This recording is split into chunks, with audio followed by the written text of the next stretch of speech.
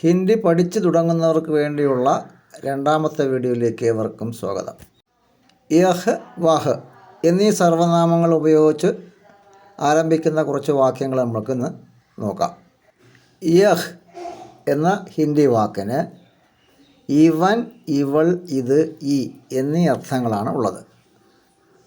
വഹ് എന്ന ഹിന്ദി വാക്കിന് അവൻ, അവൾ, അത്, ആ എന്നീ അർത്ഥങ്ങളാണ് ഉള്ളത്. യഹ് ലഡ്കാ ഹെ, ഇവൻ ആൺകുട്ടിയാകുന്നു. വഹ് ലഡ്കാ ഹെ, അവൻ ആൺകുട്ടിയാകുന്നു. യഹ് ലഡ്കി ഹെ, ഇവൾ പെൺകുട്ടിയാകുന്നു. വഹ് ലഡ്കി ഹെ, അവൾ പെൺകുട്ടിയാകുന്നു. യഹ് ഘോഡാ ഹെ, ഇത് കുതിരയാകുന്നു. വഹ് ഘോഡാ ഹെ, അത് കുതിരയാകുന്നു. യഹ് ഫൂൽ ഹെ, ഇത് പൂവാകുന്നു. വഹ് ഫൂൽ ഹെ, അത് പൂവാകുന്നു. യഹ് നദി ഹെ, ഇത് നദിയാകുന്നു. വഹ് നദി ഹെ, അത് നദിയാകുന്നു. യഹ് കലം ഹെ, ഇത് പേനയാകുന്നു. വഹ് കലം ഹെ, അത് പേനയാകുന്നു.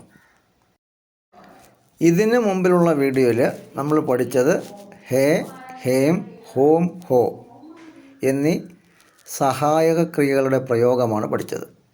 ഇന്ന് നമ്മൾ നോക്കിയത് യഹ് വഹ് എന്നീ സർവനാമങ്ങൾ ചേർന്ന് വരുന്ന 12 വാക്യങ്ങളാണ്.